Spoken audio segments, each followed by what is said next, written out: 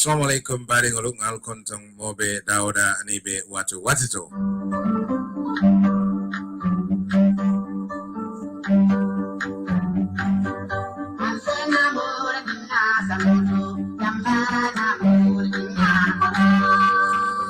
Konson roko lansnal bismillah na programo ming kasudojang lokumo lokung nenyian tembensita jamano.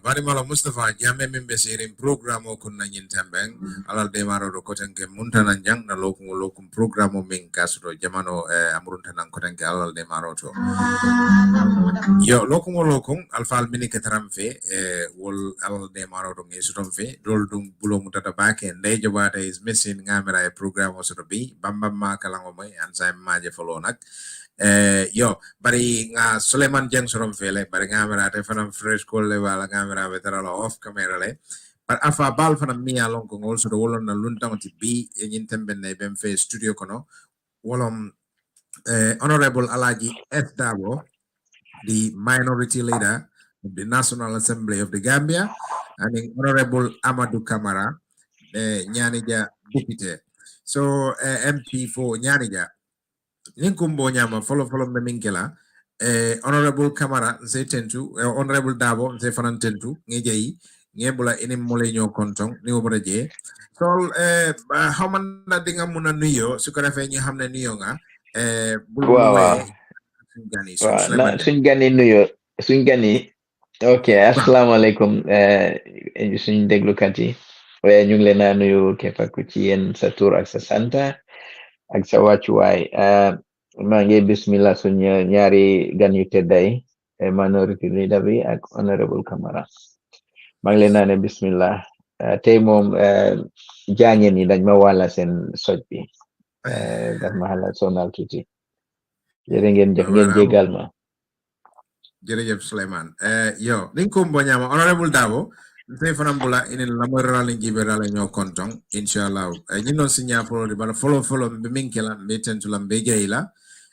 yewato minta pukata kana kataram fe ke janka kacha kula mimbe dendim bankola kola anin itela palaso woto nin kumbo nyama nse tentu ngeje ngebula inen lamorala njibirala ñoo kontong no boraje sina dum ko kono honorable S Dabo Alaji S Dabo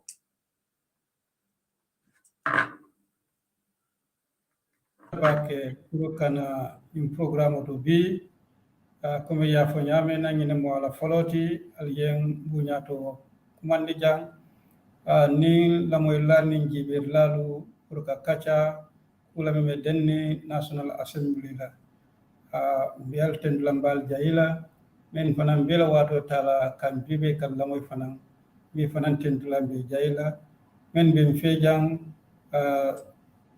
Suleiman aning honorable Kamara mol fanan tentu ngejay ngebe konton ala baraka ene barabake honorable Amadou Kamara député Nyanija yawit mun lañ la bay nga nuyo ak gay bu lolou wé ñu dugg ci biir programme honorable Amadou Kamara.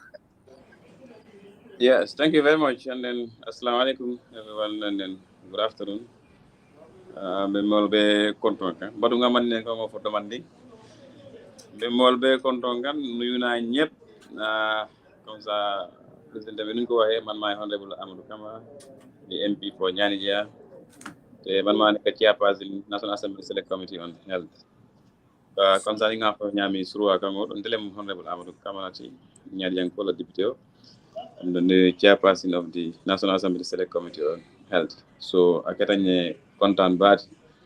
Purga trajang, especially na senior man bijane miliyalan golem honorable SW, my team leader.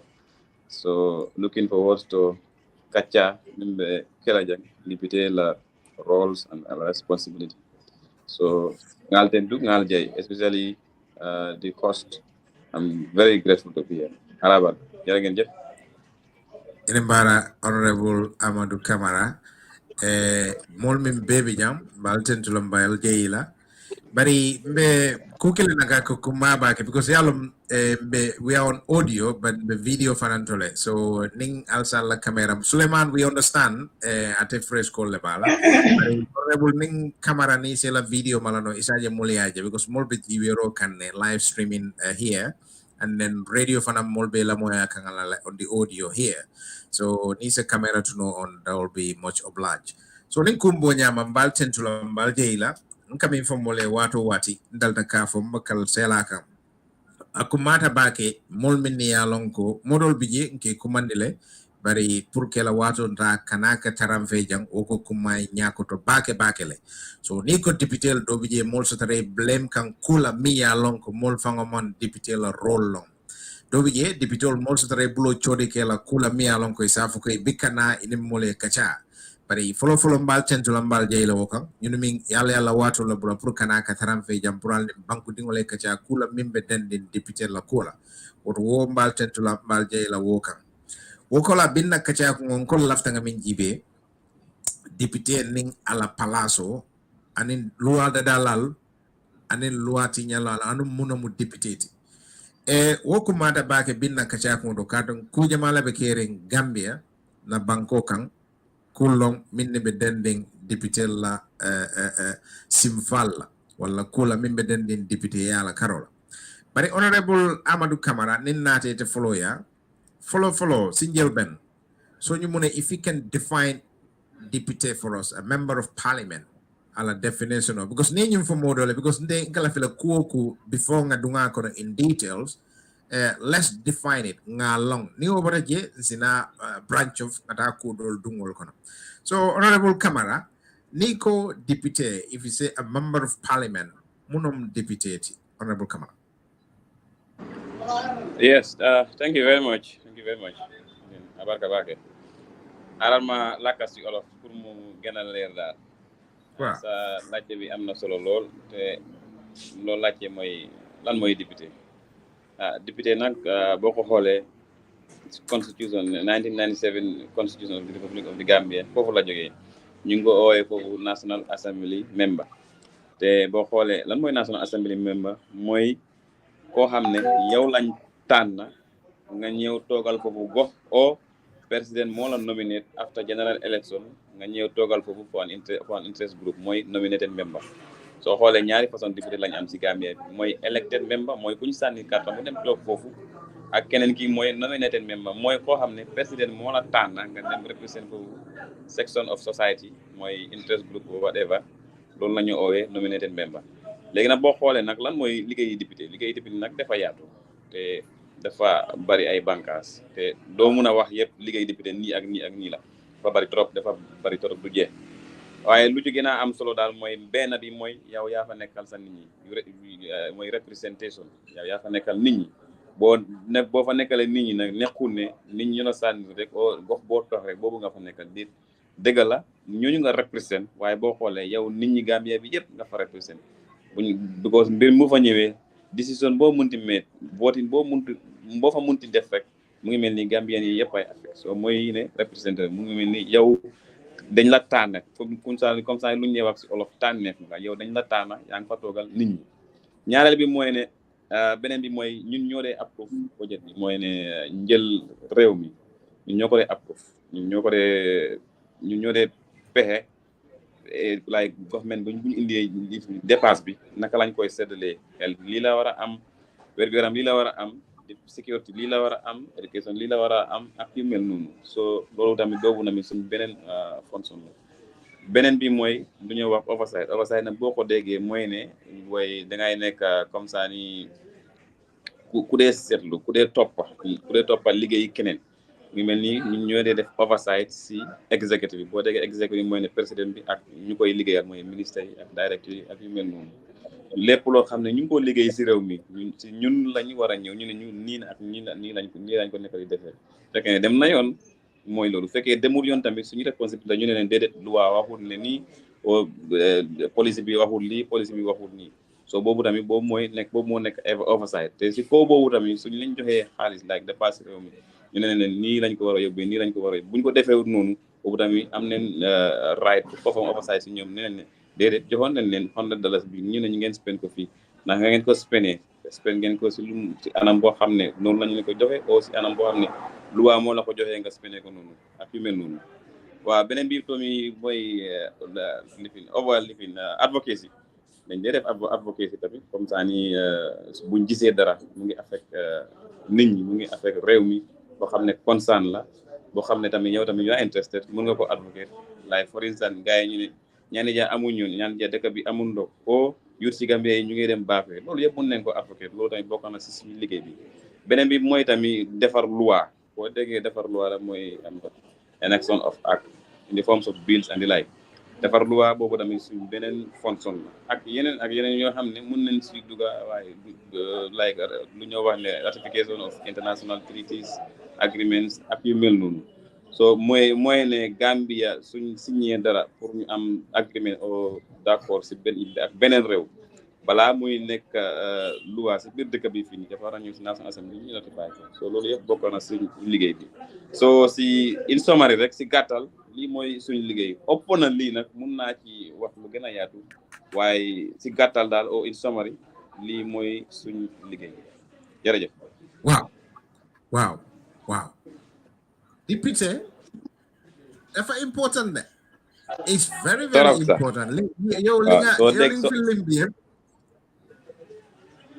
soo déggee réew mi comme ça ni nu ñoo waxee réew mi comme ça nuñ fuñ nekk ni boo déggee Gambia mooy néegi député yi because executive ñoom président bi lañ sànni carte président bi moom moo am mandat bi pour mu liggéeyal nit ñi waaye ñun ñoo nekk ñoo xam ne ñoo fa toogal nit ñi lu ñu soxla nit ñi lu ñu nekk di jàmbat nit ñi lu ñu war a am ak yu mel noonu si ñun la war a jaar pour nga gis ne loolu am na si réew mi dëgg la président bi mooy liggéeykat bi ñoom ñoo di nekk di liggéeykat waaye ñun tamit am nañ solo lool pour ñu gis ne liggéey yi ndem neen nu ñu war a demee nit ñi am nañ seen àq si réew mi ak yu mel noonu so mu ngi mel ni réew daal réew bu amul député réew bu amul mooy National Assembly réew bu amul parlement réew boobu nekkul démocratique réew boo déggee démocratie rek il faut bàyyi force nga am lu ñoo oowee léegi député so dama bëgg a laajte Lena su fekkee maanaam président bi taxaw na ci mbooloo mu wax fa ay kàddu yoo xam ne kàddu yu doy waar la ndax yéen député yi da ngeen dee oo président bi ne ko ne li nga waxoon place sangam jaarut yoon o waruloo koo wax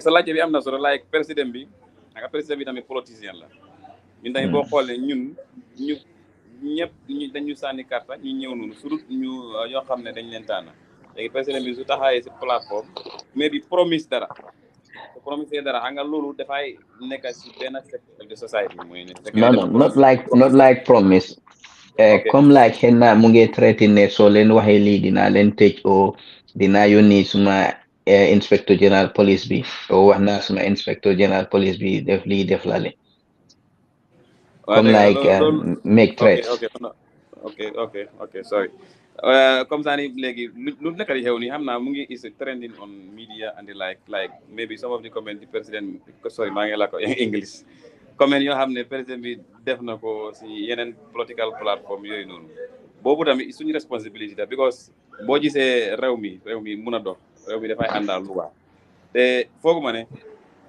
président bi dafay jël loo xam ne comme ça nit ñi ñu ko nekk di interpréter man suma own gis-gis nit ñi ñu ko nekk di interpréter mooy ne soo waxee dinaa dem nga tëj o buñ la beelee dañoo revoke sa beel bi nga rek nañu waxante dëgg réew mi loi moo fi nekk di dox understand xam naa ne yeneen yi dañoo wax ne yëfi politique la o whatever waaye man suma diggante yàlla lay wax yow réew yi loi la loo xam ne président wax na ko loo xam ne président mu ne danaa def li man fooguma ne président dina def loo xam ne àndul loi su fekkee ne def na loo xawan ne xam ne àndul ak loi léegi loolu dafay nekk suñu suñu responsabilité pour ñu taxaw ñu wax ne président yow loo def àndul ak loi de loi bi lii ak lii la wax loi bi lii ak lii la wax waaye man suma gis-gis fooguma ne président bi dafay toog rek comme ça ni man Amadou Camara moo wax nii au cristal ko rek ñu dem ñu mais bi comme ça ni ñëw teg loi suma ko fekkee ne àndul ak loi ak ñu mel noonu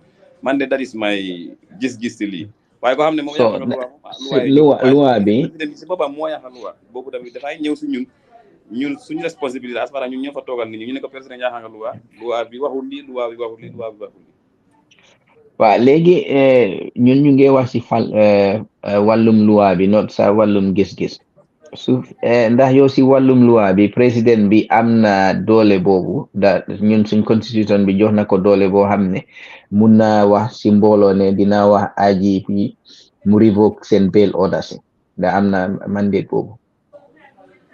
well man defarkat loi la amee lawmaker nekkuma somebody boo xam ne dama leen interpréter loo bi yu mel noonu waaye comme ça nu ma la ko waxee woon rek fooguma ne président dina taxaw si plateforme mu wax ne dinaa def lii fekkee ne àndul ak loi kon naa lu mu munti wax yaakaar naa ne am naa gëm-gëm mu ne lu mu munti wax daf koy ak lu mu bëgg a def ak lu mu munti nekk nag daf koy teg si loi balaa mu koy mun a def mun na am nag like ñeneen yi lañu ko nekk di waxee mu ñëw def loo xam ne àndut ak loi ak yu mel noonu waaye loolu tamit su ko defee loolu dafay nekk suñu responsabilité ñun député yi because ñun lañ tànn pour ñu seet ne dëkk bi dox nu mu war a doxee man de loolu mooy suma gis-gis waaw loolu mooy suma gis.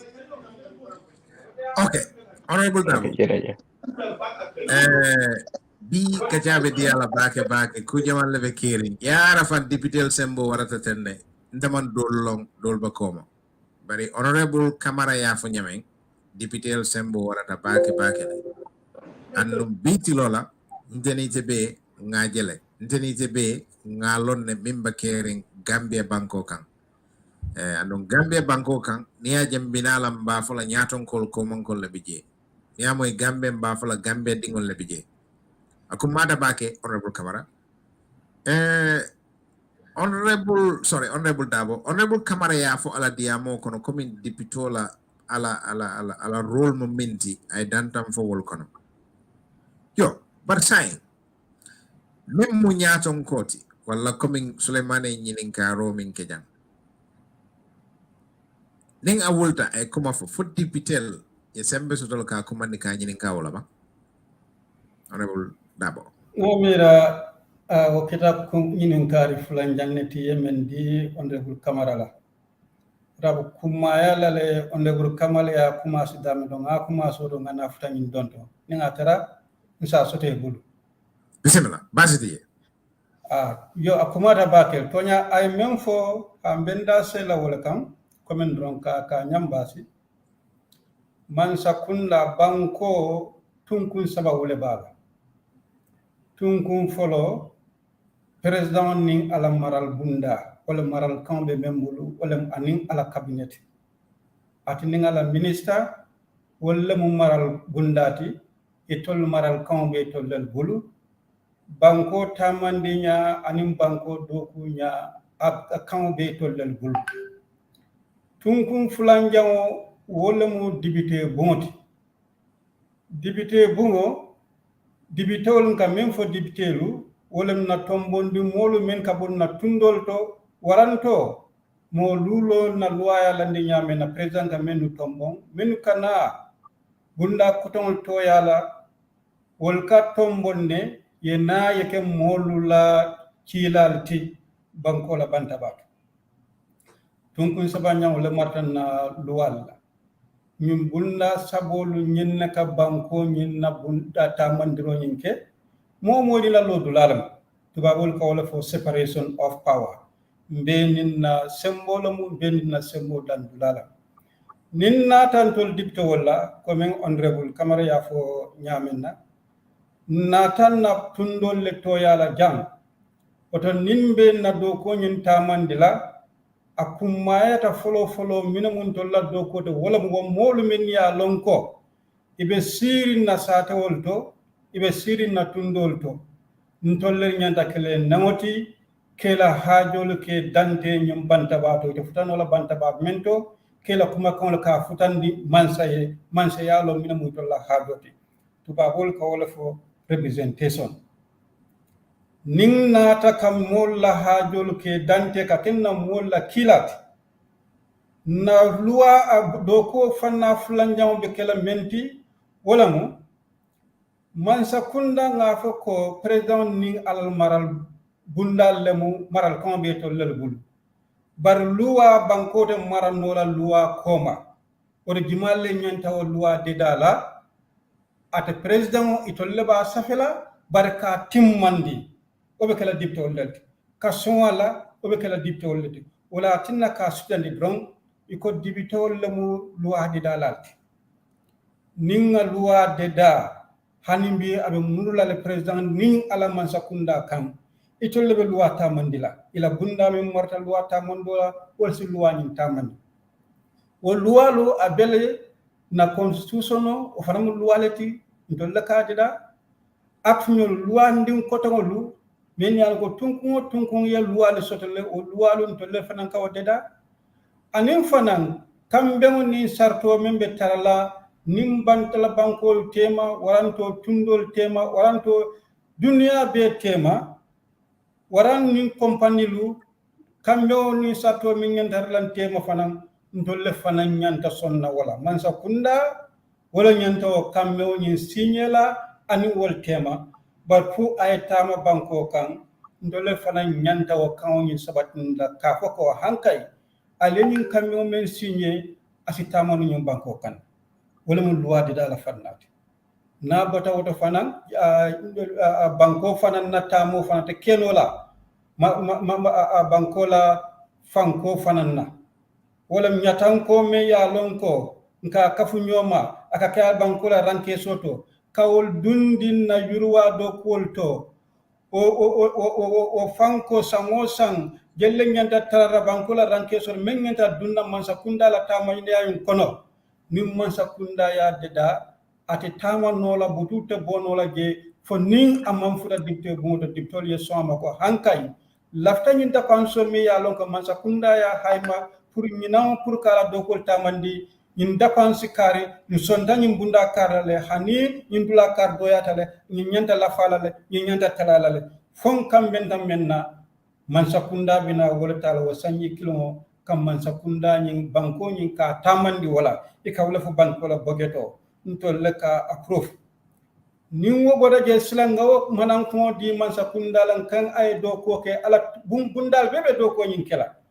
bari ko do dunta nyame no bundal to tolle fanan bina kawol jibe ka tubabol kamen fo overside ya dun dinkral men do kata ke jube fongo dapanso men dila fa atamatal anyama fo amantara atama anyama nyanda fanan kol fanan jube na doku bundal be dawoda yurwa dokol be dawoda ka jube hana da panso men dundaje fani wo silo tatal bang fani wo manta nyantal wo fanan jube na tunno la doku beje fanan nyantal ka dokol fanan ke jibe ke kontibo ka jeko na nata nyamina ke wol nyame kol fo oversight wol kola si dunno dinkral tore kamen fo lobby ka yurwa kol ke nyini na tundol to ka demar kol ke nyini na tundol to isuwol be kenol barniya be tata na tan doko fanna saba wala mginti ka kenna banko mola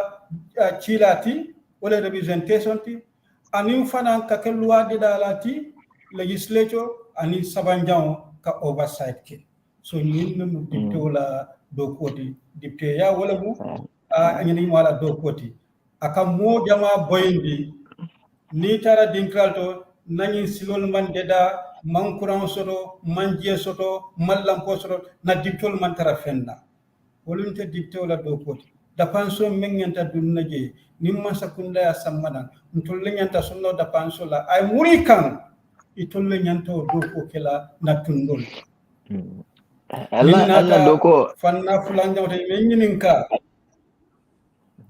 men nyininka membe den nin ata nyaton ko e kuma kam fo min mulfe ko me yalon ko man nyana kala kuma kan me man kala nyaton ko amu mo molati kuma nin abe bole bulu asike kumati me yalon ko asike kumati men si molu nafa asike kumati me yalon ko ate molu fatam fansila asike kumati me yalon ko ate molu barandila sakora nin ata ite mari keda nyaton kati o ite nyanda kala molu isi hakil to kuma ni ba fola akana ke kumati me yalon ka simol bara akana ke kumati me yalon ko asimolu dimindi akana ke kumati me yalon ko asimolu fatam fansindi annun kuma ni ba fola anin luwa nyanta talale ni ye luwa tinya ye kuma kan fo ye luwa nyin tinya kuma kan do be ni ya fo ni luwa tinya luwa si muta no lale kuma kan do be ni ya fo luwa te muta no la fo nin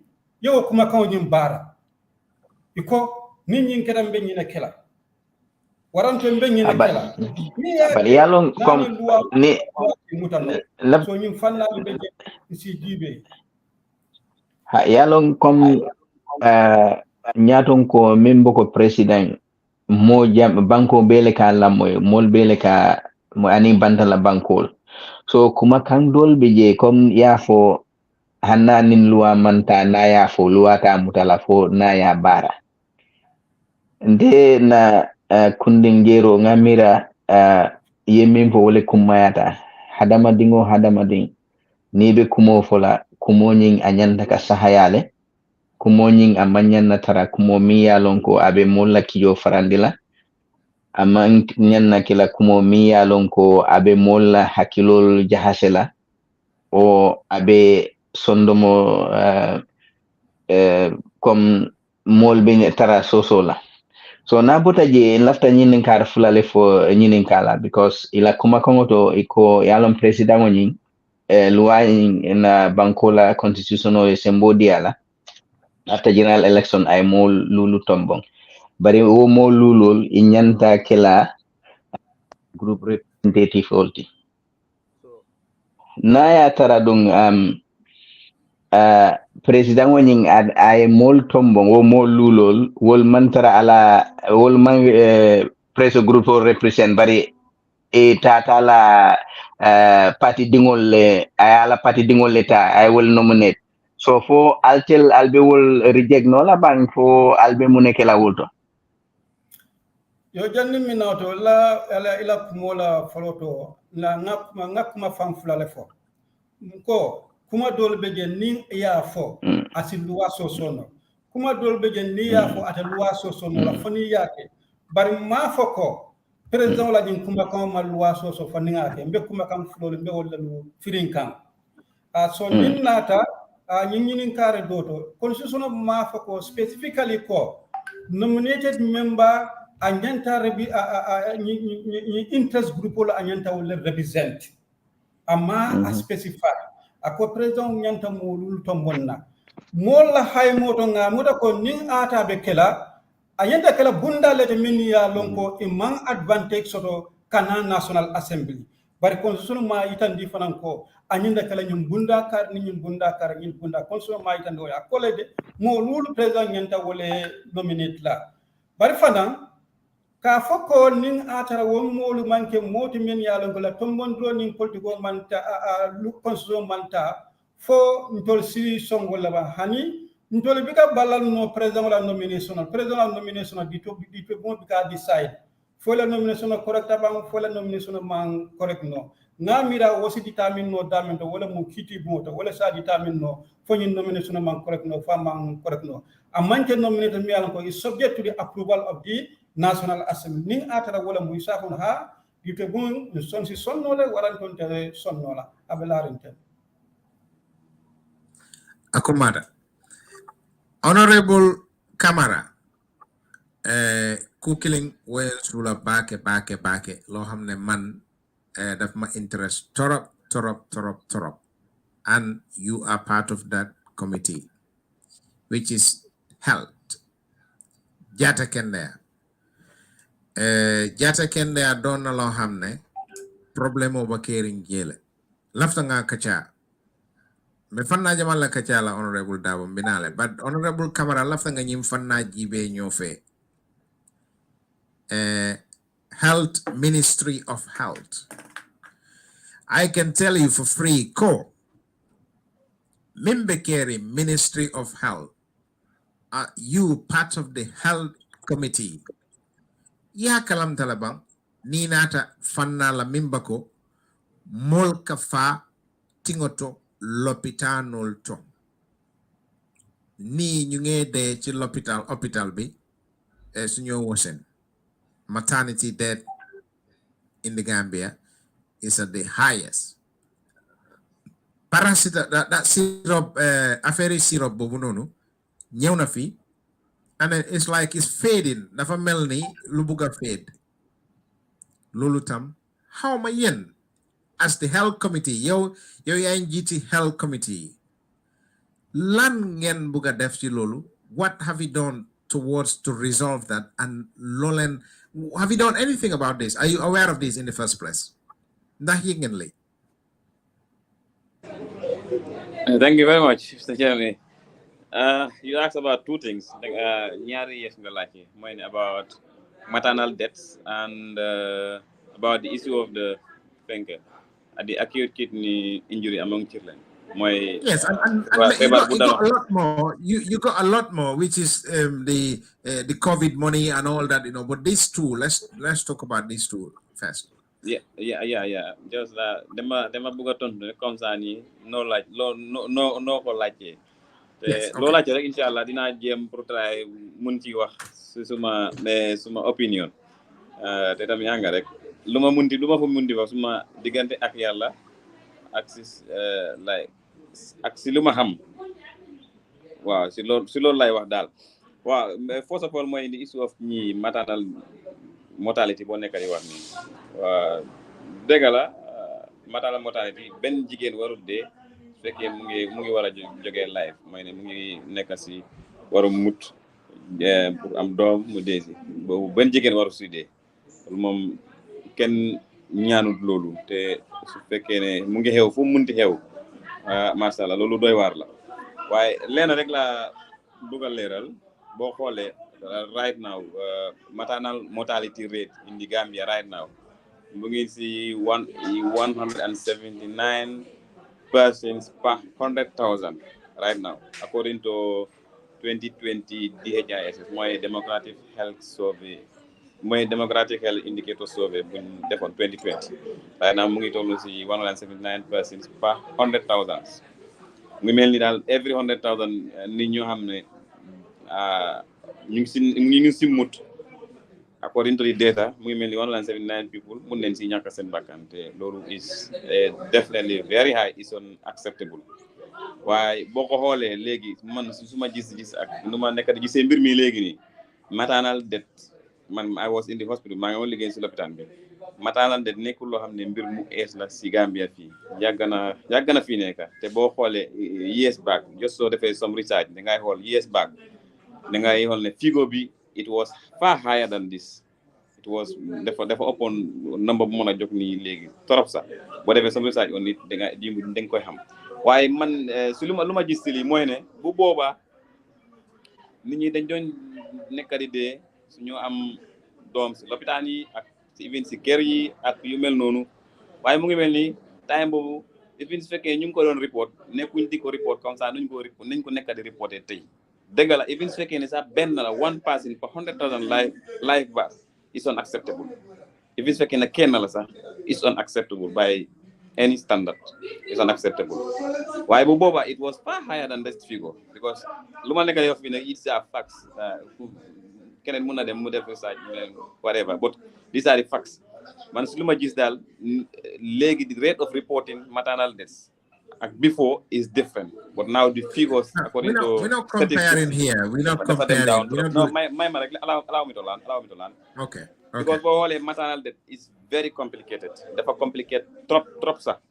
Boo xoolee jigéen bi naka la amee biir naka la nit nekkee si biiram bi ba muy dem wasin fu muy dem wasine ak fu mu naka la àggee fu mu war a wasine loolu yëpp doo saawul contributing factors loolu yëpp nekk na si mbir yoo xam ne war naa tax ba su fekkee ne am nga doom o war nga am doom mën nga si ñàkk sa bakkan so dafa compliqué trop sax mun nañ ko waxtaanee fii a whole day is a whole naka la sax chain la te xam nga rek soo amee little background on health da ngay xam lu ma nekk di wax nii dëgg la is unacceptable anywhere is unacceptable waaye leneen bi tamit lu ma nekk di wax nii boo xoolee léegi right now dafa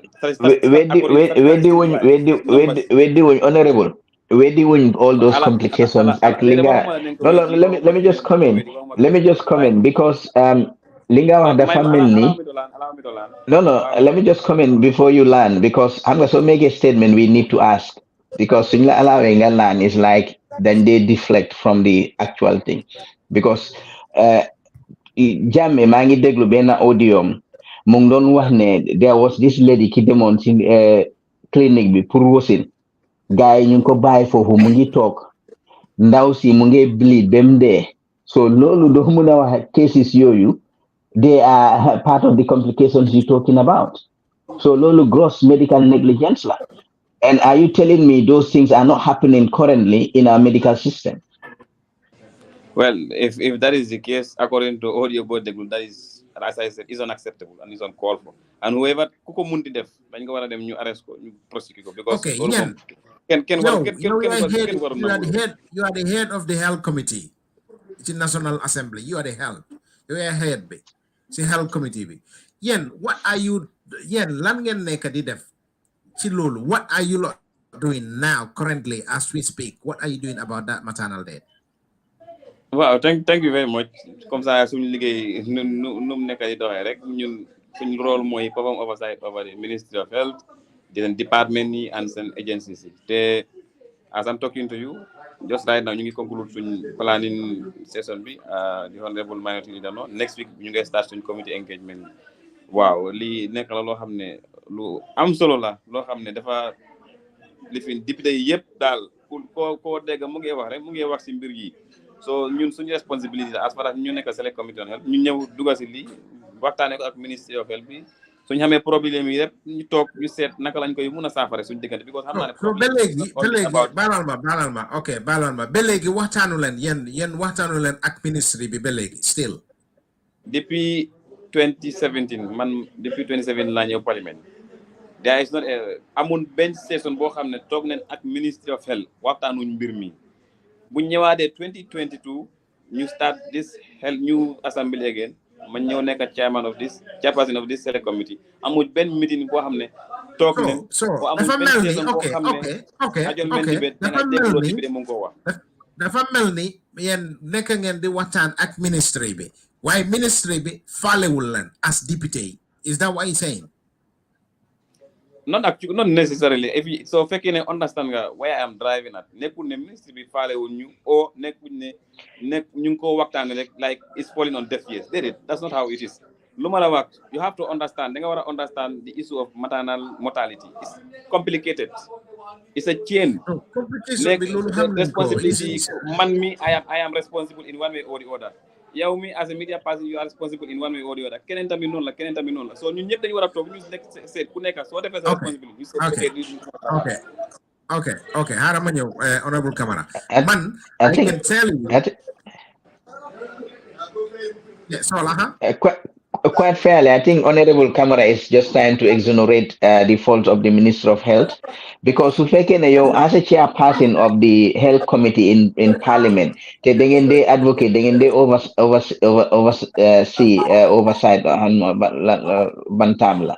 Last week published fee in this same medium about this health director or something gay about issues you happen at Brikama Health Center. Nah, do they also committee bi doo leen dee look into this information or news ñoo leen xam ne ñu ngi leen a publish on the social media nga ne lii has to do with my chair so xaaral ma gëstuwaat lii investigate at ko then oyaat ñi laajte leen because key question bi mu la laajte mooy lan ngeen nekk di def waaye yow li nga wax yëpp you have not given us an itinerary. Let's say okay last year def nañ lii year before lii lañ def last week lii lañ def ñu ngi plan di def lii but you are just explaining things yoo xam ne like answer loo question bi ñu la laajte. Okay, thank you very much. But I just want to let you know, I am not nekkuma fi to exonerate anybody. My responsibility is to hold the minister accountable, including the president. That is my responsibility as far as liggéey suma liggéey mu ngi concern liggéey néegi député. Waaye nekkul ne suñu waxul ministre yow yaa def ni nekkul ne ministre yow daa def suñ ko waxul rek mu ngi mel ni nekkul ñu def suñu liggéey. Suñu liggéey bi ñu ngi ko def as far as we are concerned, ñu ngi ko nekk di defee ñu ngi ko defee. Since when have you been doing this and nothing has come out of it? Since when ngeen nekk di def lii? allow me to learn because nga ne def yoo loo xam ne def ma toj trop sax. Like we are trying to exonerate the minister. We are not here to exonerate anybody. The minister dañ ko appoint pour mu def liggéeyam su ko deful su ko mënul def nag yéen a foofu keneen ñëw. There are many Gambians who can do the work. That is the fact. You will not need to ask him accountable. That is the hard fact. Why ñun as deputy, as responsible people and as chair of the National Assembly Select Committee on Health, responsible of performing oversight over the Ministry of Health, lii nekk na mbir moo xam ne dafa lifin su ñun trop te su luñ nekk di def si lii every time you meet, every time you dangay gis yeneen député sax suñ taxawee in the floor of the National Assembly. So let's make it the meet, nothing is coming out of it. So let's make it the meet, nothing is coming out of it. I think you need to escalate it to another level. Does that make sense? For now, you don't understand. You don't probably listen to my maybe preamble. But statistic wise, that is the fact. These are evidence facts. Statistic wise, okay, listen to me. Okay, let me give you this. Let me give you this. Let me give you this. Give me this. Gis nga man, we've got a team of investigators, including some investigative journalists in the Gambia. There is a panel. We form a panel, and this panel had a meeting with the director of health. And the director of health, I'll give you this story. I'll share this story with you. It's on this platform here. There are some of these things that is happening in Brikama Health Center that I'll tell you for free. People who die in Brikama Health Center mainly is got to do with negligence. I can tell you this. Just listen to this carefully. We did the investigation. We've got names of doctors who are involved in the death of some people. They're not supposed to. We've got their death certificate. We've got all this evidence and the number and the figures and everything. We spoke to the ministry, the director of health. The director, lady, calls. He's not picking our calls anymore. So, I don't know. Yen mineka ci health committee bi man luma buga nga defal ma moy yow National Assembly member because figure you ma amé fi I just don't want to preempt everything. Why we went up to that level, to BTS level, but it's not even responding to our calls. Yo executive yo living be chair be health committee be then yena wara muna account these people accountable. So you've been meeting, nothing has happened in it. So what do you need to do next? Can you promise me that you will take a private member bill? I'll give you all the evidence that I have and the figures, the death certificates, there's might be a bit confidential sort of things, but the figures and the people and the conversation that we have with BT or director, and then he's not picking our calls. These things are happening. They're hard facts. They're there with evidence. So, Honorable Kamara, yen meeting being end of all this while, nothing come out of it. Can you promise me that you will take a private member bill to go and then challenge these people to make sure they come and answer to all these questions, Ministry of Health? Thank you very much. Why it is very unfair. That is very unfair. Well, how long have you been meeting? Since 2017. Okay. Thank you very much. Go on, Dabo. Yes.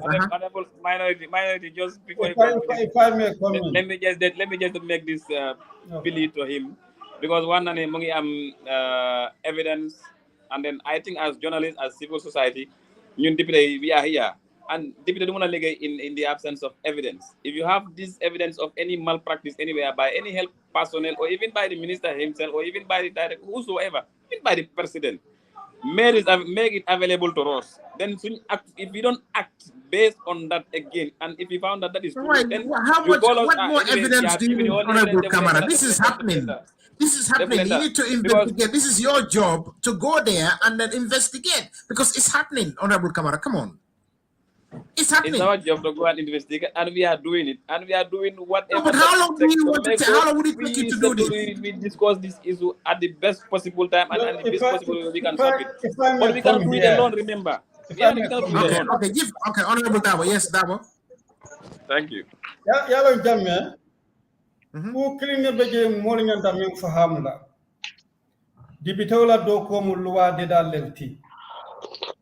Min luwali dera ko banko nyanda tamla nyin luwale la bundala fana matra kaje ko luwali wal yatama bake nin ko ku nata wala nyanta wal kiskisila yaje ko wal luwali wal yatama to nyala ni ku ke miyan kan ila do ko manta ila do ko la sarto e mata mandu nyama luwaye luwala tinya ila do ko bunda o nyanta jele ko luwaye tama woto ando nyanta lo na jimalle ka luwa tamandi banko kan ya ko ni report je ya ko ya kiskis police le mata luwa tamandola min ko ko kera menne luwa ni satol manta a report je ba ya kiskis ni ya kiskis luwa e men fo wala nyan la to le nyanta jele ko wo luwa e wo tamandi wala ndey ta kiti monto wo luwa e tamandi o man ka dibito la do ko kam yitandi kam fo private member bill ibika private member below de da wo kamma ning ata kolata molka hannata police manta kuta manjika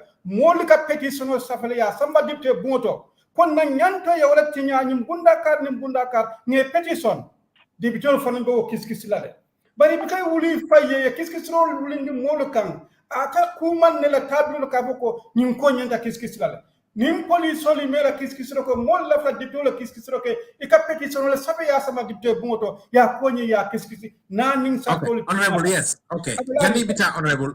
Okay, thank you. Left them in fola. Bairi. Sign nimba fola coming I understand. What on police will mantara kela do go ke kodi. Nimba fola. Ning atra molia lua tinya. Molia abe bunda ta police la kamla ko ni lua carte nyanda ni lua carte moja lua carte ni lua carte police ya kiskis.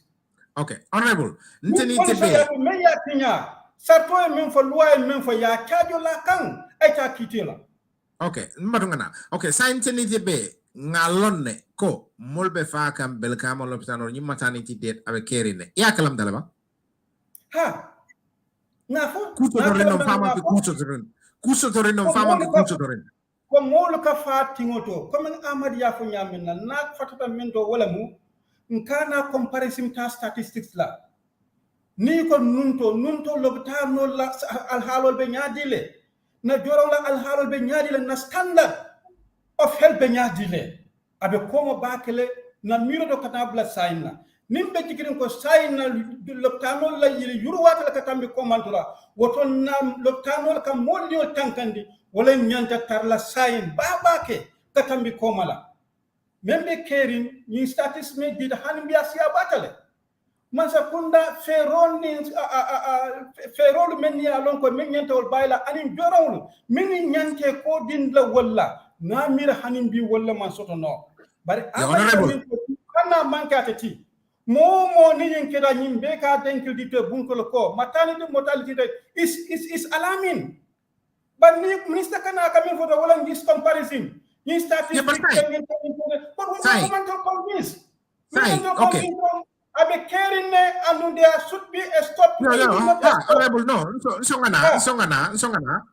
Abe caring ale minister commande akana kuma fale me ala mansonal. Asul fana nyand alsemine keno to take it to the next level. Pour kaje ko is done. Anyanta danale. For on the level wala what executive minti. Ito la level wala ka dito executive ko nyanda kala tane. Silang level ya wala mola level ti ni wa executive ma wala ke to mo be faka to le ke je ya bondi je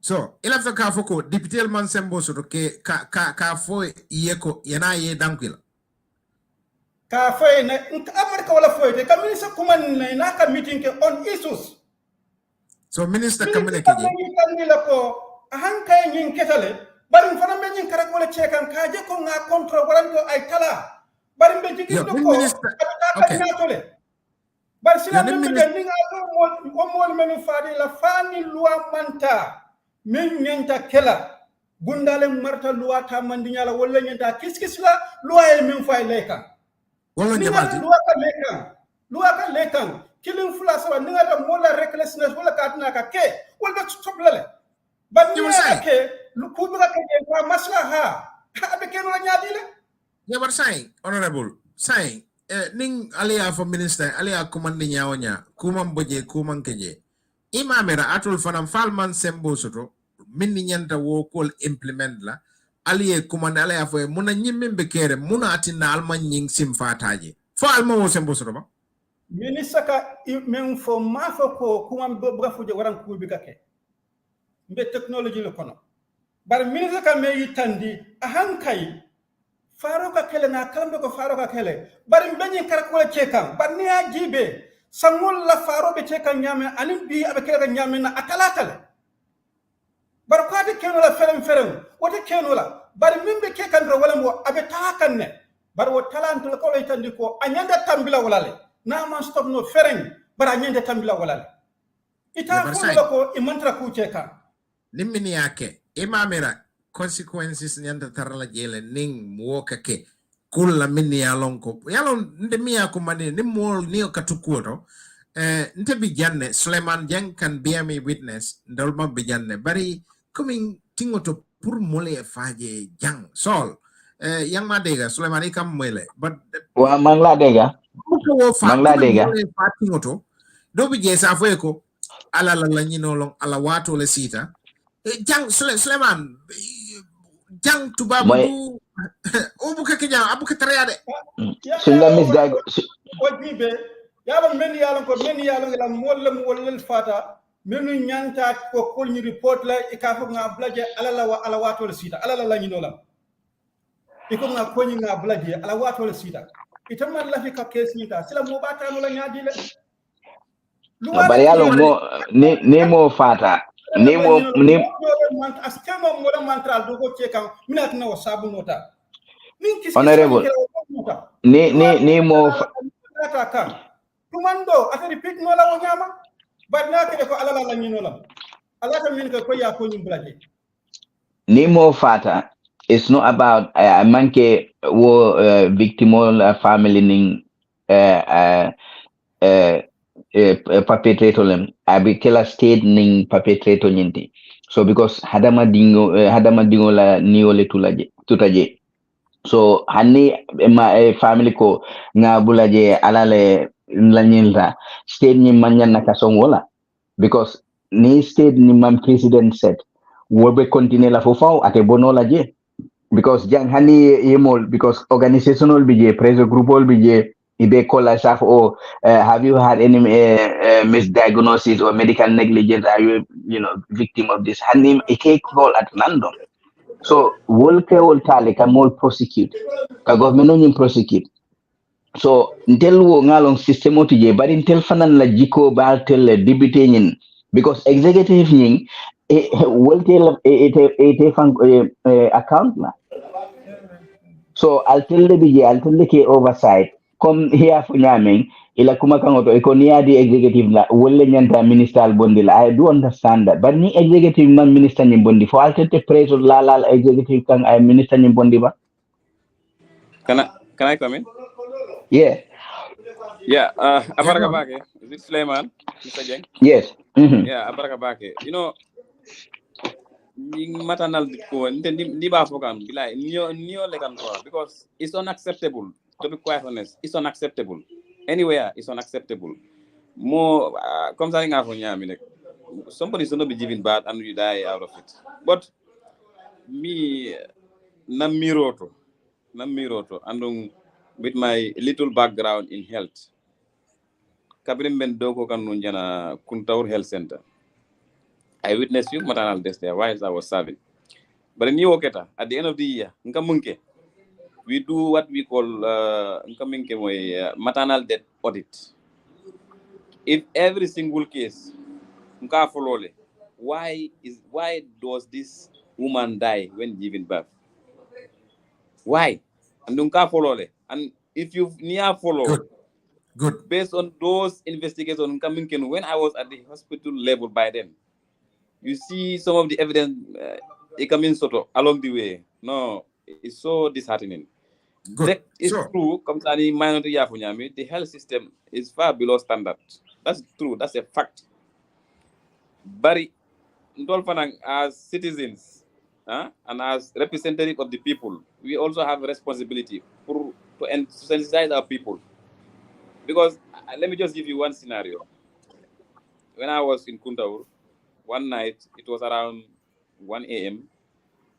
Thinking of then OIC, I'm command. I can please na em makoy. E musudore na jang sign abe bleed kan. Na em makoy. So ntaraje, I was trying to help him at a midwife in that odd hours of the night. The woman was bleeding continuously. You understand? And they brought her in a donkey cart all the way from one of the villages to there. We did all that is possible, but the bleeding couldn't stop. So we wanted to refer her to Bansang. Unfortunately, the process was parallel because we wanted to stop the bleeding before we refer her another band. So after we did our annual reporting until the year was ended, then we go and we did this mananal death audit. You know what happened? The community said the woman, she's supposed to give. She was complaining of stomach ache like since yesterday, but I don't know. The husband went away, and they have nobody to take her to the hospital. So she was there. She was struggling on her own, and then I started bleeding. Before she reached the hospital, it was serious. So they said it's only in the evening.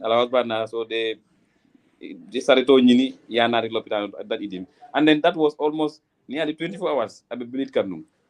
So you see, near late referral for Canary to the hospital. What case? That case I am talking to you about here. That was the major contributing factor to it because near to the covering Timoya Mura drunk view. Okay, buddy, camera, honorable. Yeah. Sorry about that. Hi, it's okay. Maybe incoming calls or not. No. Yeah, honorable camera, please. I love the meme for Lajang. Health committee. Ngamira. Sembo we have a lot of work to do. Yeah, but lot of work. Work to care in Gambia B. Mintambita molka famina. Do you know how serious this is really serious, because the molka fafengoto to babudu or anywhere ni molka faje woko anyanta danale. But in fake continue wonya mateti kubuka boje. Yung syrup ko kita janne that is it what syrup is it wo kita janne I'll have to fade la wonyama. Dipitel bige ali assemble so rete mo health committee nyaton kote. Hani sai meeting bambal kuma boje. Sai iti amira atul nyanta minekela. Albe minekela allafta minekela because al nyanta taraje pour que mol la nyaajo fida suto mol minum foarodi e man sembo soto e ma fo dula soto e ma kumbo dula soto sakuka wosi dula soto.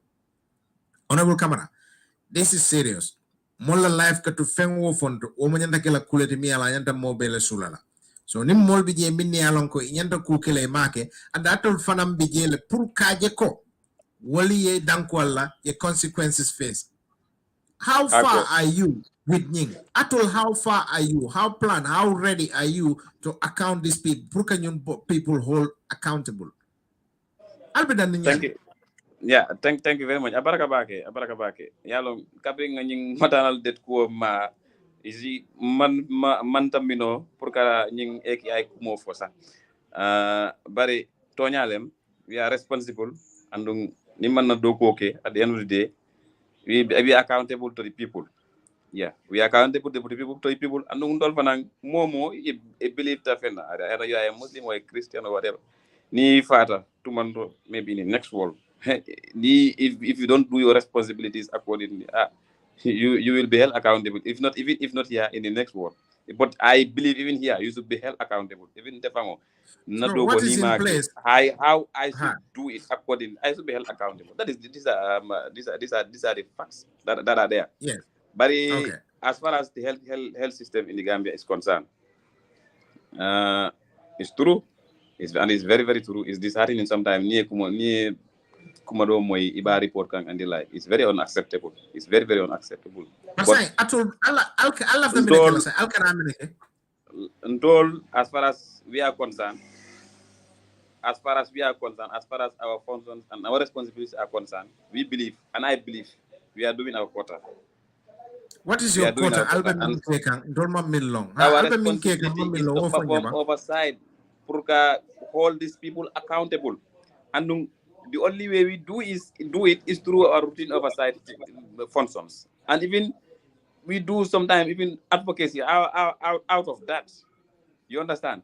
So when it comes to abdicating certain responsibilities by certain people who are supposed to do certain things and they are not doing it, and you feel that they are not doing it, our responsibility is to hold them accountable. But like whosoever is not doing one or two things, you are also you have an authority. I think those authorities should also act. Not everything you think should come to parliament. Okay, because sometimes if you put your mouth on everything, sometimes you become useless. Because we are effects of oversight. Okay, ila diamo kono. Does it mean ko ale minister kumandele ale diamunde ale nyi maternity dead for ale, but among al danko kumamboje? Is that correct? No, that is not correct.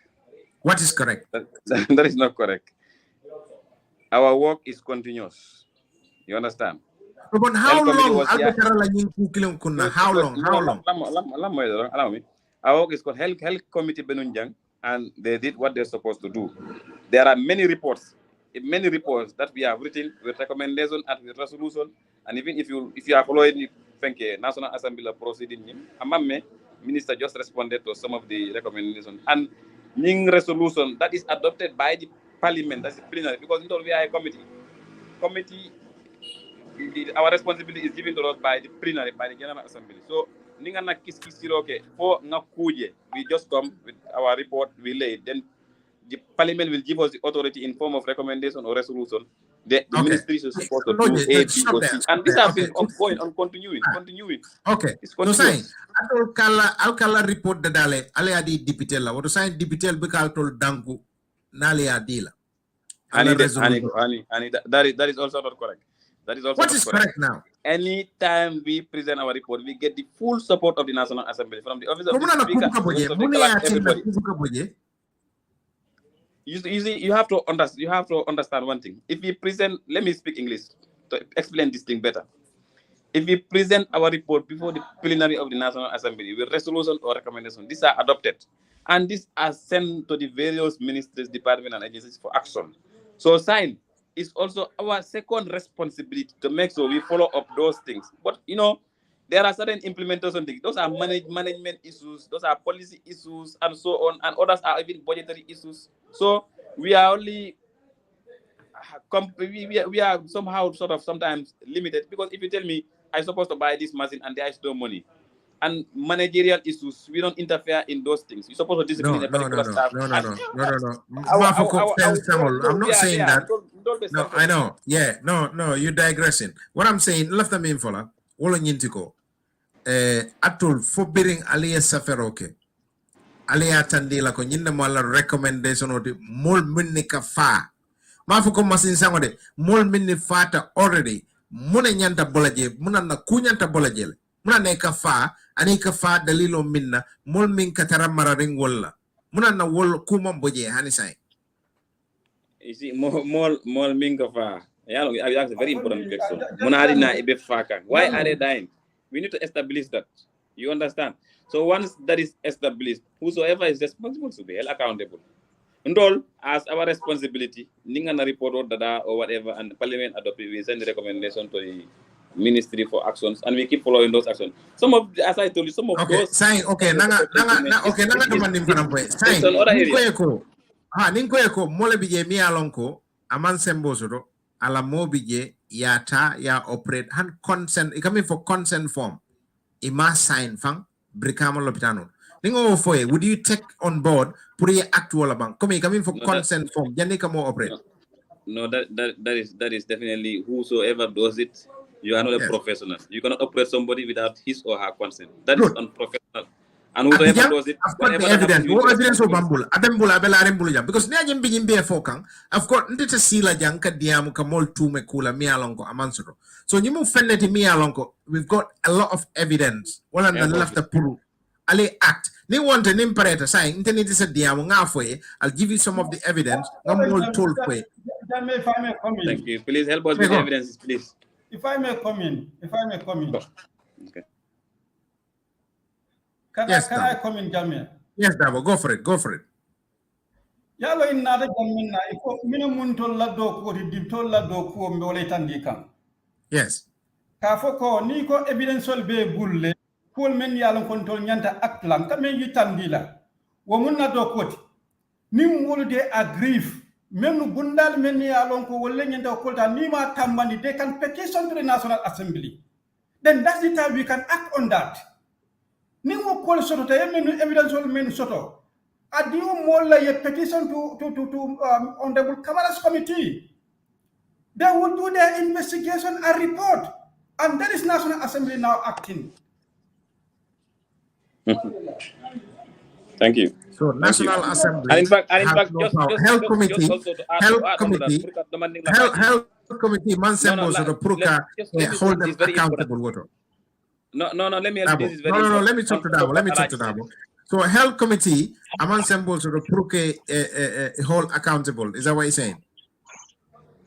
I think you're missing the point, Mr. Mustafa. What they are saying is, Itel near petition soto, they look into it. Yalong Hanijang, if you are investigating something at work, Ikela finding solke, then you make your recommendations. So your recommendation is key to the right people. Then you follow up whether they carried out the recommendation or not. But I don't think they have the judicial power for prosecute. All they can do is to send their recommendations, you will pass, and then they follow recommendation on you whether they are implement or not. So Nima in a recommendation or implement, then maybe it will come back. I don't know what would be the next step after. So what can you do? So now the recommendation key will recommendation will implement. What would be the next step, Albe Mintala? Yes. Can I come in? Your next step, if I may come in there. Yes. If I may come in. Now, I'm Honorable Kamara Meyitandi, Ninko Nata to the committee Konyinta, your report mean that I can submit to the plenary. Plenary will the general membership of the National Assembly. Yeah. Then near present, general membership means Sonta work well like a recommendation menu data and new resolution is Sontanina. Then we have a pastor will be now implemented, but send that to the institutions that are affected. So what institutional will nyanta what tamandila among the National Assembly. Ntaluna menkela wala muito law committee binala kawo bibe. For ya mem koy bang iba chekan ne bang fermenta chekan. Ni ya men so they will now come back to the National Assembly. The National Assembly inform ko. Na report on men samanan jang ali men passing na dinna mol dal priya tamandi mina mu report to abatama kanyamenna. Ko katama kende. Okay, thank you. La molukan, kasansu la molukan, hani. Nkolaka ko nyina nyanta kala ngadia la kura aliake. So ni make alma alto dandula mu jelde kodi. Hani. Me wolle bulle to. Abiba bundaji. Non karan ko me wolle bulle to ma fon dandula be jelde. Ibe bundaji malla. No, recommendation on Safi. Yes. Listen, Lamwedron. Nkombe Bunda Mentor. Wala ni report on a plenary, ni report on approved attached to the various sectors for implementation. Or no Bunda Lento. The next move for them probably been a Kalale, Kaula implementation ka assess, and they will now come back.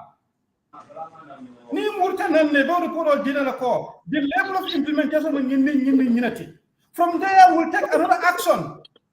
Me alongo will be higher than this one. Can I just add one thing there? Okay, Kamara, yes. Concerning National Assembly Doko is continuous. It's a chain sort of. It's a petition or something addressed to the National Assembly. And the National Assembly should be recommended for this in 2020 when we revise our standing orders. We a new committee established in the National Assembly, and it's a standing committee. Kakuma, the Public Petitions Committee.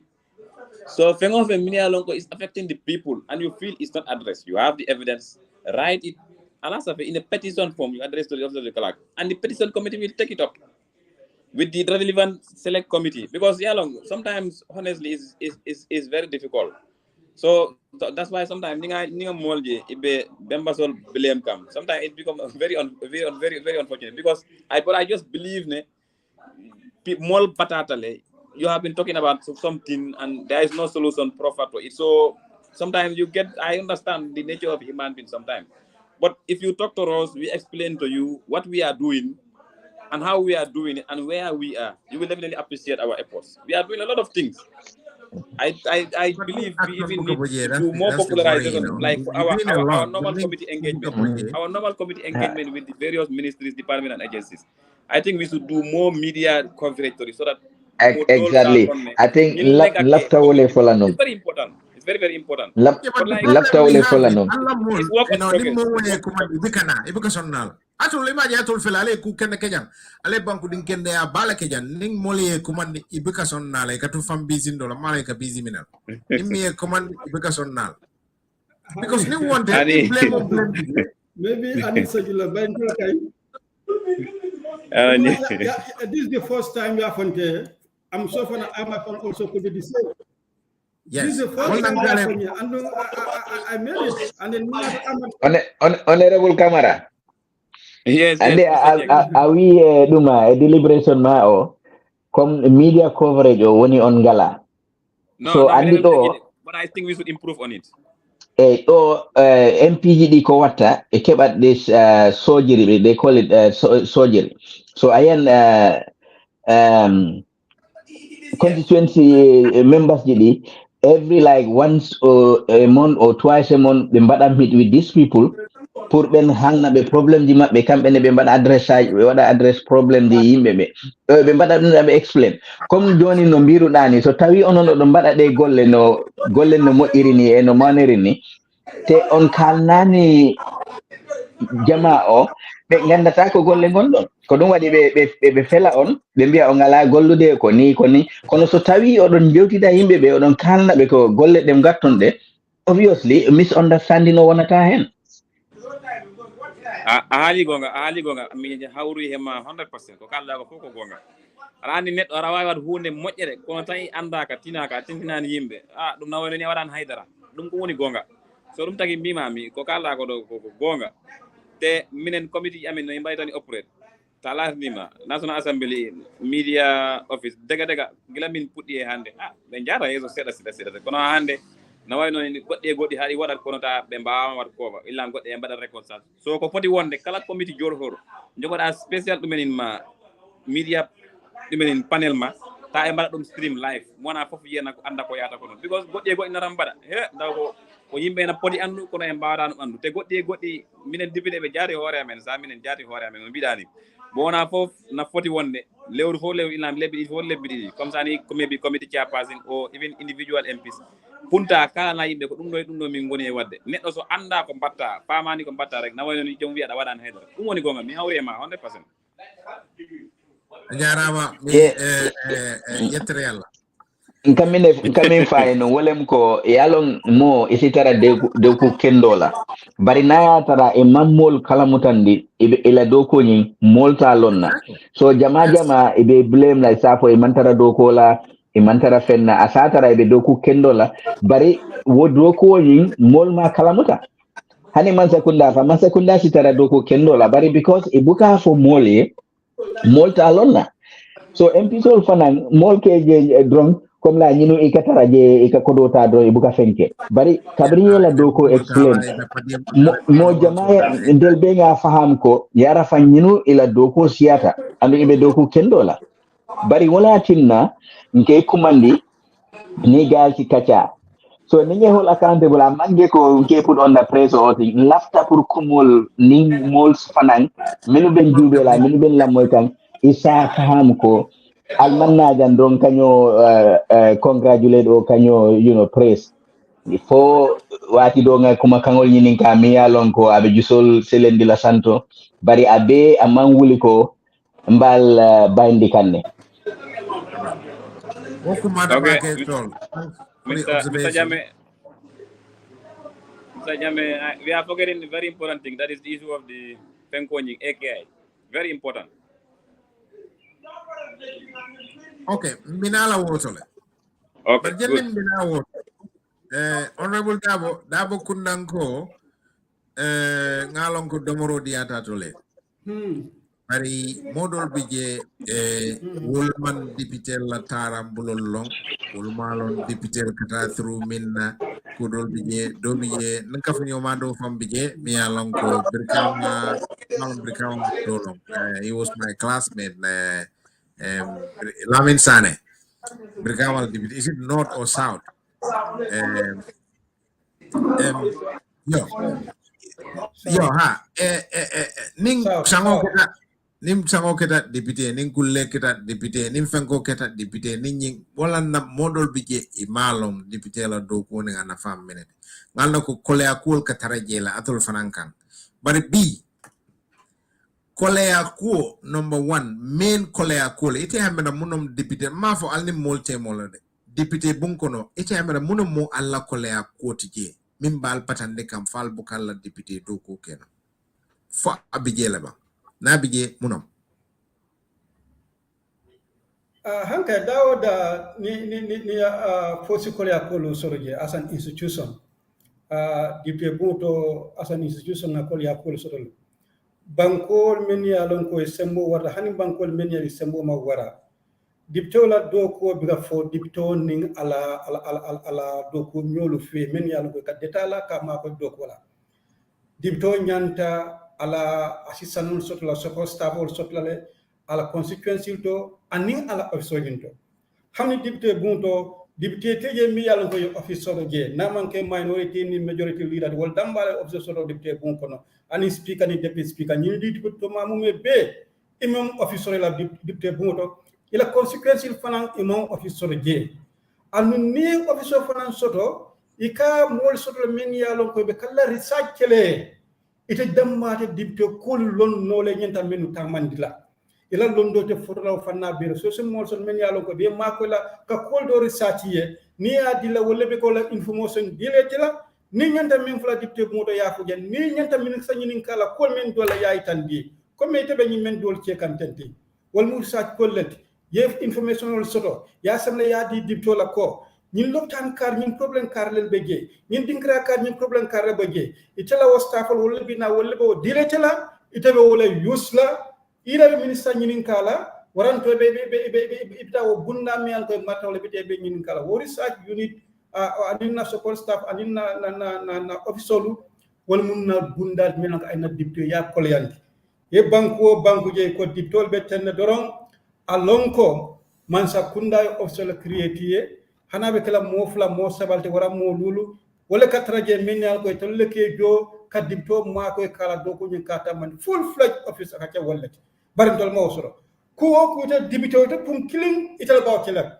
imagine mo 5,000 people or mo kala marta walla ital nyanda walla ko be ital nyanta o tamandla imam officer men nyanta o tamandla imam joron so men nyanta o tamand futa nyolo ka kole pour ko tamandi wayna do ko nyingol ye kolyandi bakele na mira na ni legislation be je abe kata ko chekana right now alhamdulillah futa nyolo ko awson and the next thing abe min cheka wala mu at the level of the National Assembly kaje ko diptol yela option soroje no boda je fara at the level of their constituency kaje ko diptol yela option soroje no kenota abe diptol la do ko lu abe sonyan la bulla na bota wala na do ko fara min ka ko lande bentil na nyoy politiko fara ka ko lande le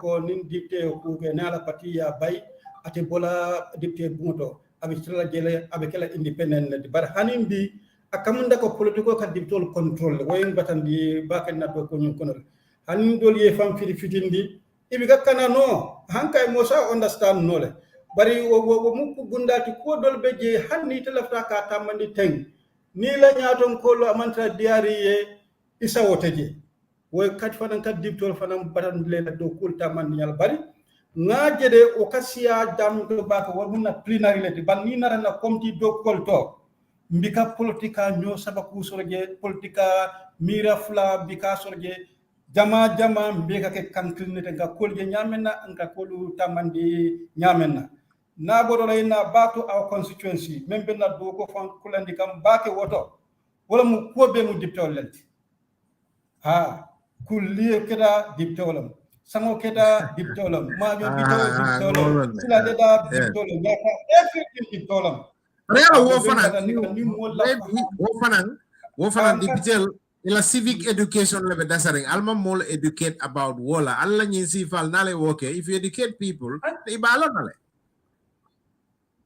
hani bari mamiran tol nyanta mol educator civic education bejela ani bundal bejela men nyanta o kalan tol yantol manyana lolan konko ke molye kamol karandi o man kentella do ngai fa do ko men bambula siatan kunne ni ko bida mo karandole ne nyanta minukile tol kenola ay imagine ninto bara ordinary session na dorong nkan na fen ko le dira work plan on ka le dira mbo bana 1 week dong the following week dong ka dum committee solol kono mbe committee dim banna mbita ordinary session kono national assembly be nyamen sayin the only time ka free wala ninga li fo soro in august but na man tole every day weekend mo weekend into mbe do kol so ni ko bida mo sensation o ko bida wala kala la do ko ifo na do ko ta ken wala bunda le nyanda marla wala min nyanda mo sensation mo na mo dipto la do ko yes akumada but saying honorable ngamira lala bi honorable kamara I think il after fenne folanum fanna mi alon ko you seem to be very comfortable with it wolom min fo ta syrup la ko ibe korontore ne jefo afonye mo mo kere doctors Yeah, thank you very much. Yeah, la me korontone because na ku jamale ke nying quote kono so wala na bare ye ku jamale ke kuma mboje ko han sa ndol man ku jemi mo de mala ngafo ku mani ka ngoro mala ku bari na ku jamale ke nying ko kono de nying eki ay ko han sa kuma mboje it have definitely make us work extra mile but alhamdulillah. Yes, thank you very much. Just to look out for quickly, right?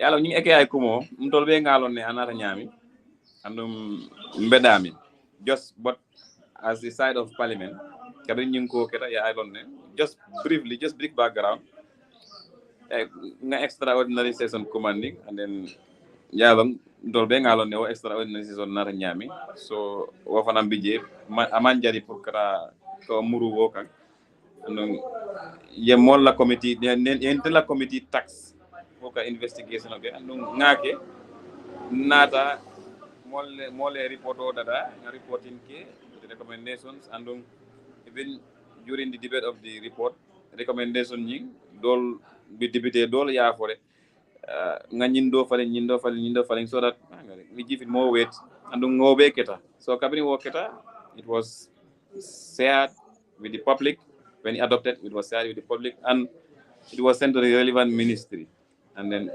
action was demand for them to be done accordingly. We have 23 recommendations and resolutions in that regard.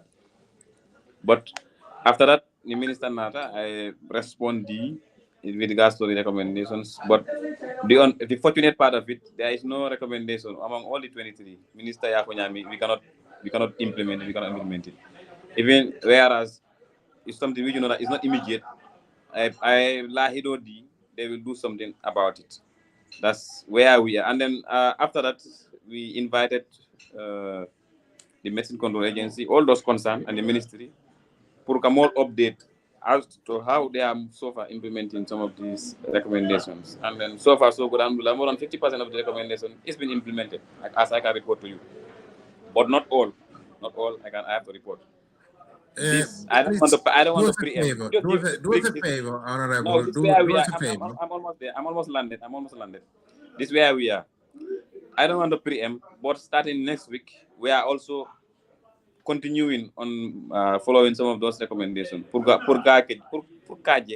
How far are they gone? Because definitely something need to be, as you are aware, the president also have his commission, but that one I don't want to talk about. This is parliament, our roles and responsibility, and as far as we are concerned, and as far as our committee is concerned, what we are responsible and what we are doing so far in that regard. This is where we are. And then just recently, if you are following the proceedings of the National Assembly, myself, I sponsored the members bill. All was geared towards the AKI thing, pour que medicine ko ananya in the country, because we feel that the ministry should come up with a holistic amendment to the act, but that is taking time still. But the most important, the most urgent, today, with my committee, with the help of the leaders of the National Assembly, we successfully passed that so far. So that's where we are now. But starting Monday, we are continuing again. Okay. Wo fanna alia ya katale.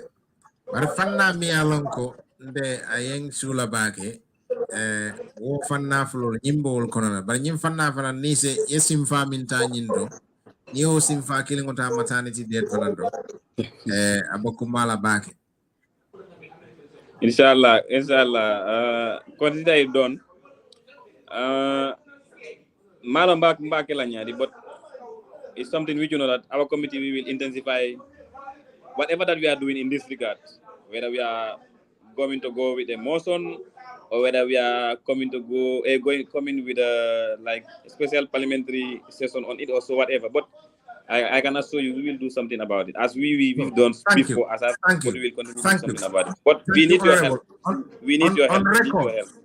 On record, can I say that you confirm to me that you will take it upon yourself and then take this bold step to make this thing happen? The maternity death, the discussion, wherever level it is, Alba Sambal to the next level, Purkajeko action ye bonding in court with the recommendation. I can assure you that we'll do something about it. That one, for the records, you can even recommend me for that and even reference me for that.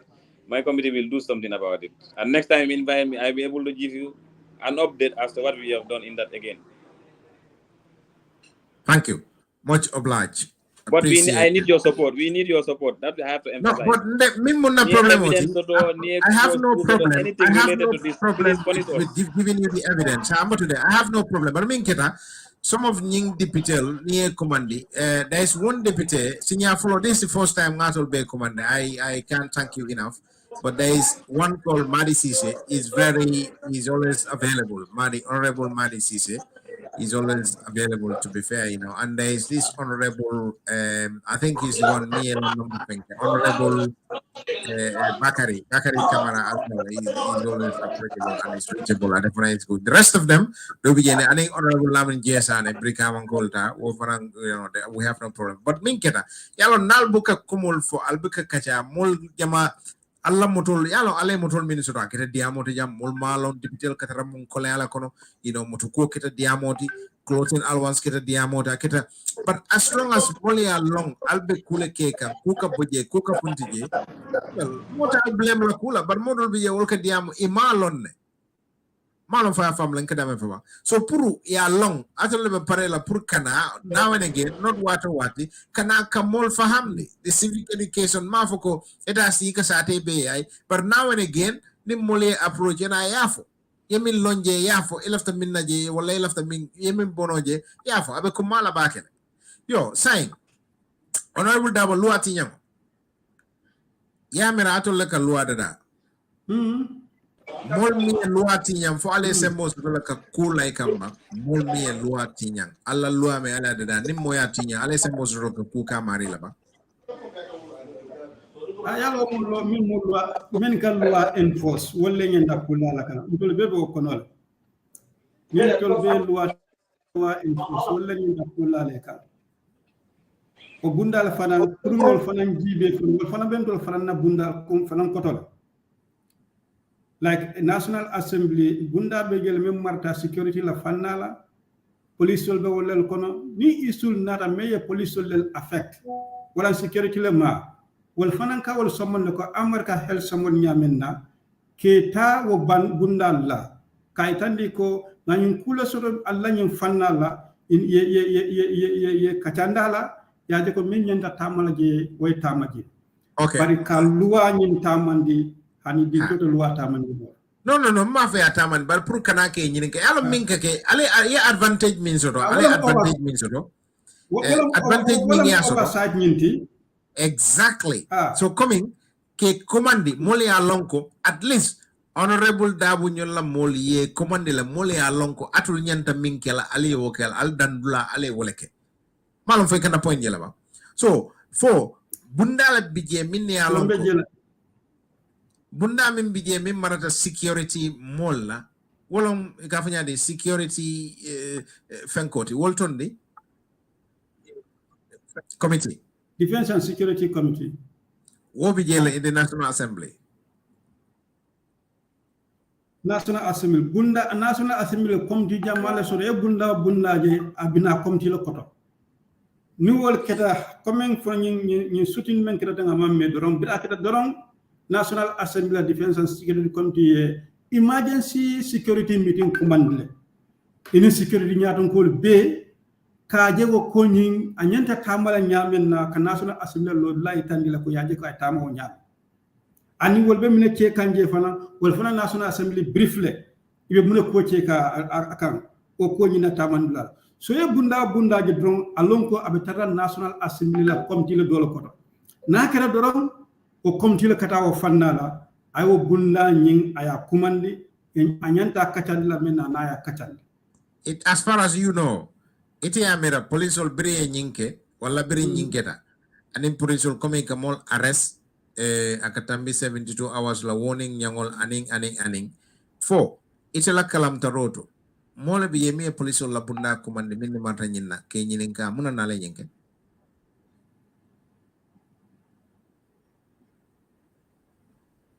I think nyanta kantele commande la because I think kantele muila chairman oti Honorable Kante Busumbala. We need to invite him next week.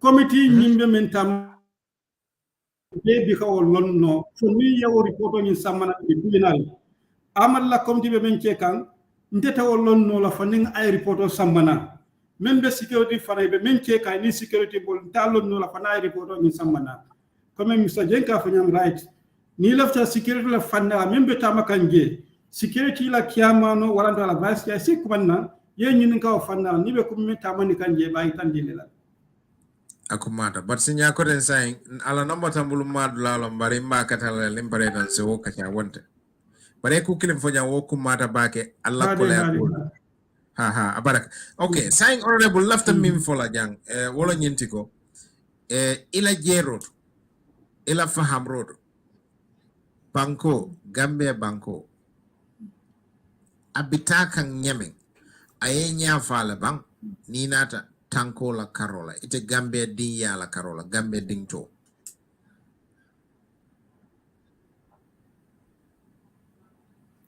ano masala itandi sakora tumomena bringing in bundo in keta ngamira na coming from matter of the day nga futata da dibte bumindo nanna masala itandi tanko wala al halo be nyamenna na kuma kan ay tande ko komanto nka moyle security attack baraka ke ñu am robri ñu lelti e boy molo kan ye attack ye fewni ye sunya nka moyle hiarande mole ño fadin kralto bari par ka security personnel ñu fon ka bum ka bum mbedo ñu kono fada mo fula ma fon waranto mo saba ha wayenki joñi ay barandi bake ning ay ditol bara ay banko bela bara ko na sikiru al halobe nyamena amason ni wartale ninna men ye fanolu dum wol man sikiyo man tanka oto nyantan tol men tankan lantol man tanka so wo tanka balya ko masalam be mol kanne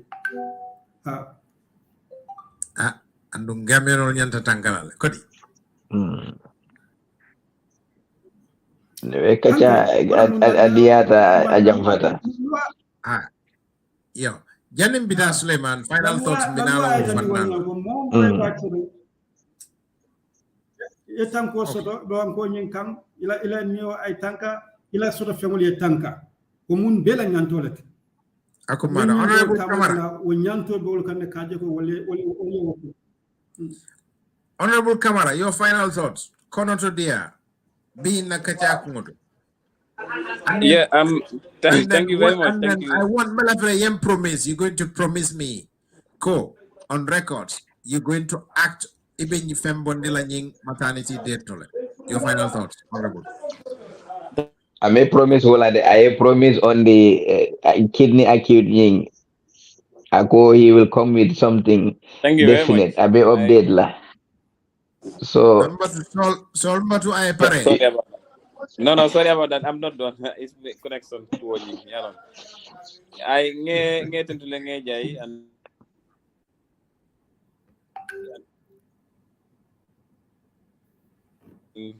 my incoming call. Are you with me? Video drop like incoming call, so you need to drop the call. We're hearing you. Okay, good. I'm not better than because it's a very healthy discussion. It's a very, very healthy discussion. Yaron kuoku kacha nyanta kela. Ni kacha mankere nyomoyo be kolayala. So ni nga nyomoyo drone be nyo farm la. Ni nga nyo farm pana we will have a headway in whatever that we want to achieve. Banko bu ndol betalen. So ni kuje mini alon abetama ka amma nyana tamala nyami. It's your responsibility for you to bring it forward. Ndol as representative of the people. Our roles and responsibilities are there concerning Afro Nyame at the beginning. So it's important we discuss and then we be on the same wavelength. And like maternal mortality kuonyi, as I told you.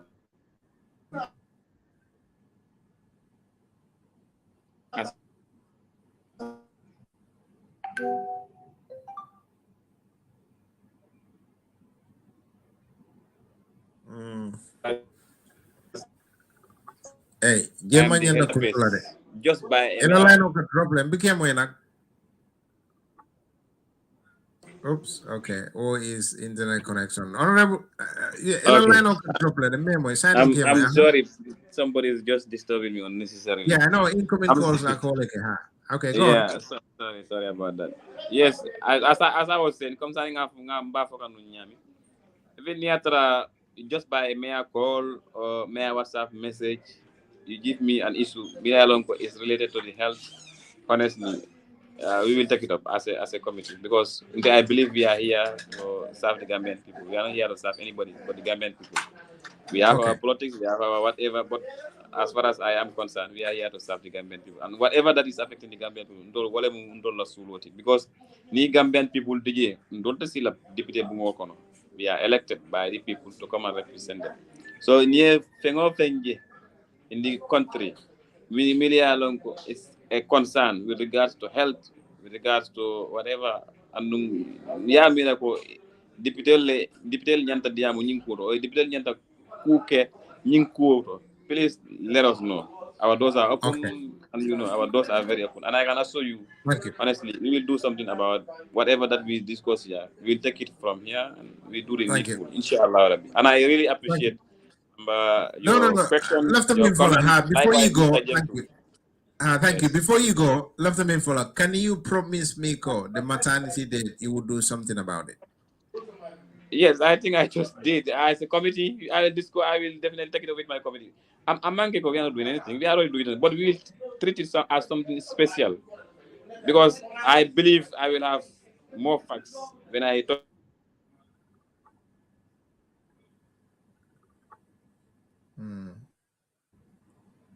Telephone call. Okay. All right. Honorable Dabo. Saying nzete bula yela final thoughts for ela kono today adinna kula membe dending nakacha kola bi. Yo baraka bake Mr. Jamme ani Mr. Jeng ali wato menta ka bunya kana kamabe alla ni radio ni TV so nyinto akuma tabake ngamira as journalist ni mu wajibi yati akuma tabake nin kolbe caring janni molbe wulla ka kuma fo be la opinion fala min la fannal mu e kumandi ye nyininka nyinni be caring atule min lonje randal be ake akoni tama kan nyaadile iwol dal siwo hakiloni sa itandi la ko nyi katama wol nyama atin Allah rol ko ke o kuma da bakala ni fana nimol nara fana ko me yakata nyamen na speculo nyamen you can be very critical e kam mem moy ka moy nyamen da e ka wala itandi so that ndol fana nga mel lonje fana nga o foje but that doesn't mean ko you are even accused kan warante ben confront kan you have to be critical ha no appreciate le I wish other journalists are practicing the same way rather than it don't buy his studio the whole day even more castigate even more provoke la I mean that's not the essence meaning karoke mule jabiroke the rest yabla audience nyol bulu will ya analyze ya digest that's all thank you abanda barsa ite famala jan sinya ko dan ninge kuma ni man namba fala le balanta ha usually come in janfon yalo already right now out of mantra su Mustafa wo mu blackmail ti ha we cannot yalo police we cannot kabisa bania fonya in advance isa plan mole ha so hanna tambetera program le kono but this time I can be with my laptop ngatra konato then I be attending you so cannot but it in advance I plan for it I was doing advance so final thoughts Suleiman Jeng maa ngi sant di gërëm honorable yi ci seen time pour ñëw bàyyi seen soxla yëpp ñëw teewe fii waxtaan na ñun leeral ñu seen liggéey parce que seen liggéey yu bari tey man ci laaj odo nga xam ne lii ak lii yëpp dañ ko dee def so xam nga ñu ne fu waxtaan amee rek réero du fa am ñàkk waxtaan moo dee indi réero so maa ngi leen a nuyu di leen gërëm di leen sant bu baax di leen jaajëf jërë ngeen jëf honorable Baraka so much appreciate it thank you baraka okay butung laborano jibiralu mobe dawda ani be watu watito inonna lokung programu jamano min kasodo kabonan Skype radio and TV services programu nyin kana sibiti wo sibiti le kabondi talang lulu kata talang worowla butung be molbe tentulam be jela momi alonko e bijang ne aje ko femfota jang abe mol na fala be mol mako ela isa kata yin program o share wato so nyina la kabonan Skype radio and TV services jamano program o to alingal bade mala Mustafa jamme membe sirin program o kuna fosibit nala inshallah alimbar